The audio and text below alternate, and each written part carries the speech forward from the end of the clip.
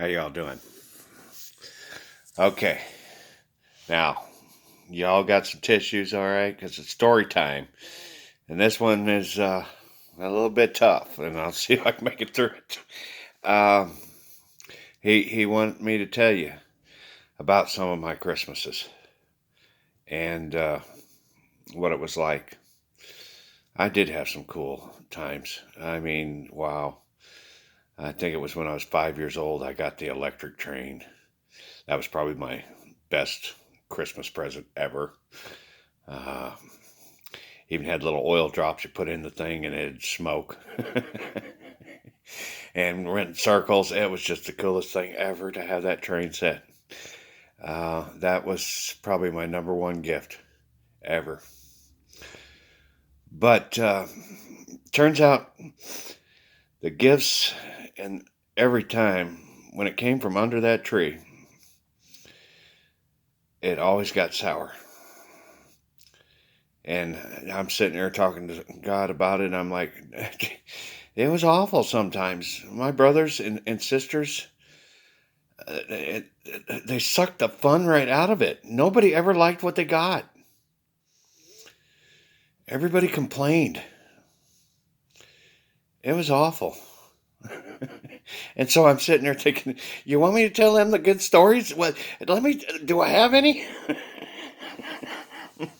and, and, next thing you know, he reminded me what Christmas was about. It was me and my mom. We were the only ones that believed it and cherished it. It started on Thanksgiving with decorating and setting up and putting everything together and hanging all them Christmas cards.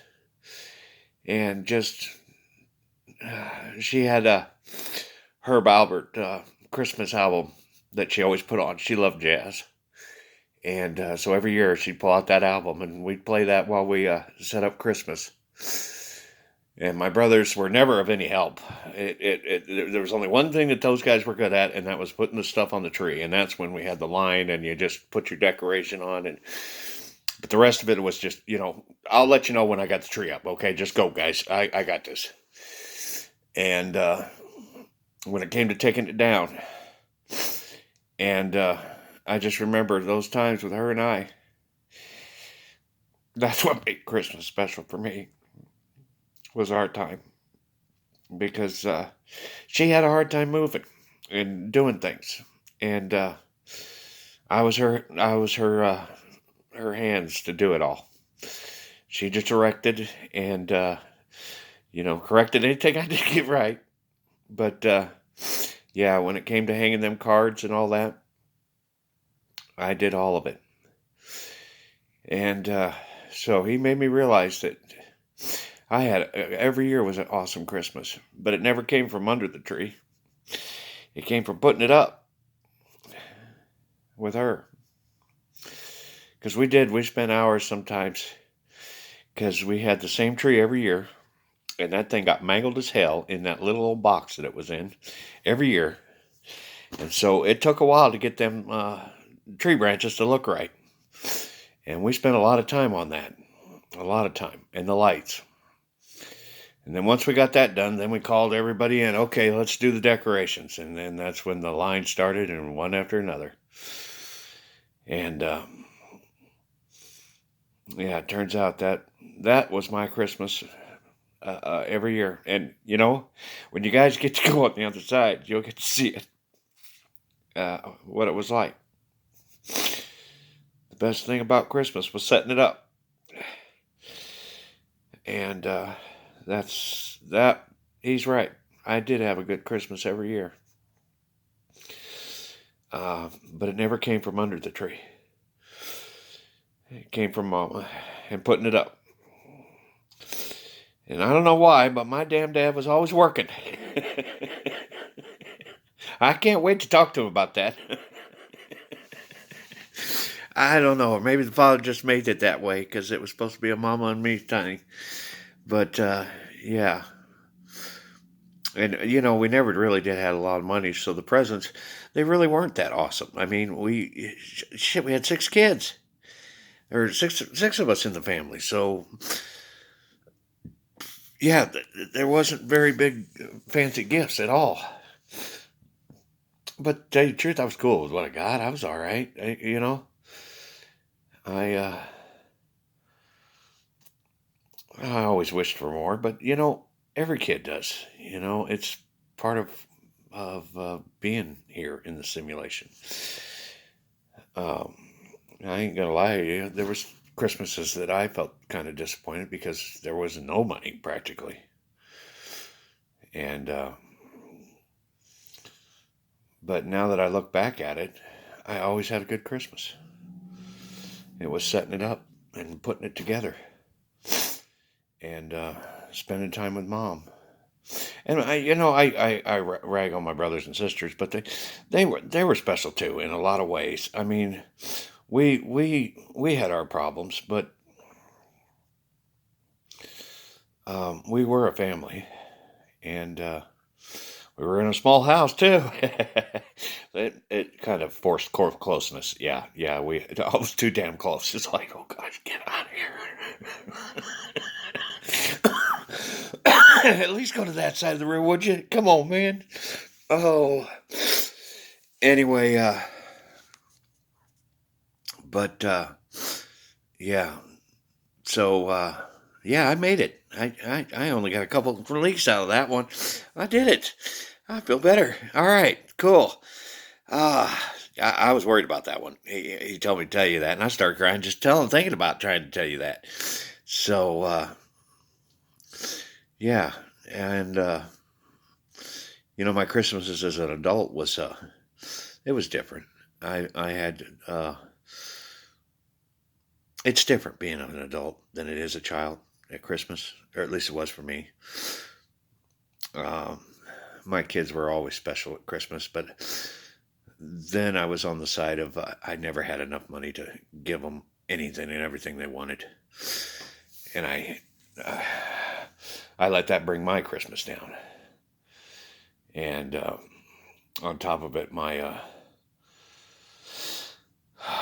life of living practically on the road um, never allowed me to do like the Christmas card tradition or anything like that. Matter of fact, most Christmases from one to the next, I had all different stuff. So I never had any treasured Christmas ornaments or anything like that. So it's when you live on the road like I did, and I didn't really live on the road. It seemed I moved every 2 years and got a different job, got something. I mean, the Father really did put me on the road, and I didn't even plan on being on the damn road. I just was on the road. I was as bad as anybody in the military. You just couldn't settle. You're always moving someplace else. And I've moved everywhere in the United States, and so many things, and every one of them I lost and gained.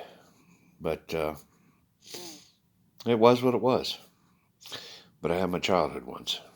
Those can't ever be taken away from me. And neither will those Christmas cards either. They're waiting for me on the other side. I can't wait to see them again. And that tree. And of course, Mama. Yeah. And then I'm going to sit down and talk to Daddy. Yeah. Where in the hell were you every year? I know where he was. That damn swing shift. And I'm pretty sure God did make that happen. I'm pretty sure my daddy was one of those that he got the short stick a lot when it come to that Christmas Eve.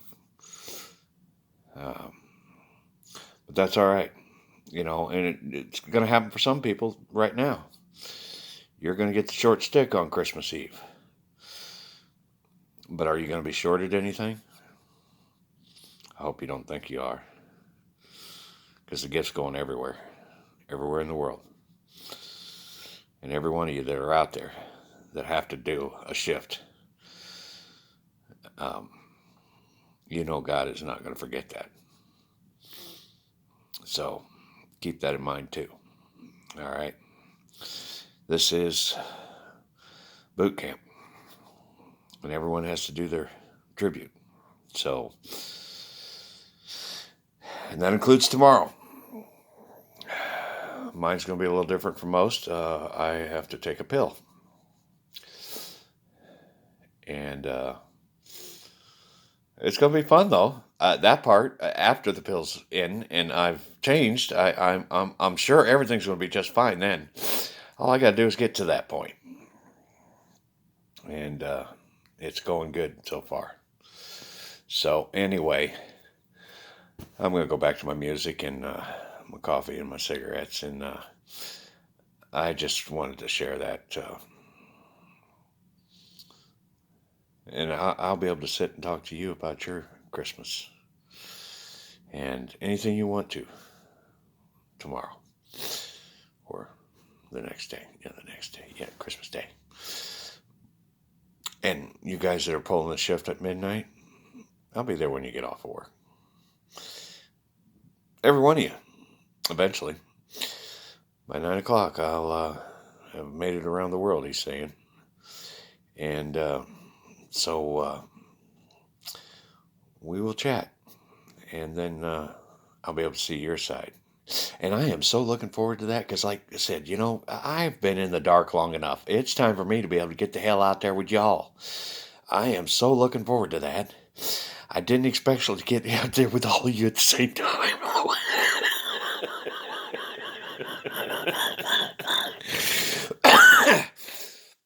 Yeah, that's going to be a head trip. Yeah. Yeah, I'm going to go to nobody to, 7 billion people? 6 billion, whatever it ends up after Fight Club. We don't know those numbers yet. Nobody does. Nobody does. Nobody does. Even me, I don't know. We will. We will. We'll know that by high noon tomorrow. Or when you know what I'm talking about. We'll know. We'll know. We'll know. And when we know. All right. I'm going to sign off now so I don't get more emotional. Besides, I got to blow my nose. The damn snot. This is not holy snot. It really isn't. There's nothing holy about this damn stuff. I hope it don't come with a new package. I really do. I am so done with snot. Oh, bye.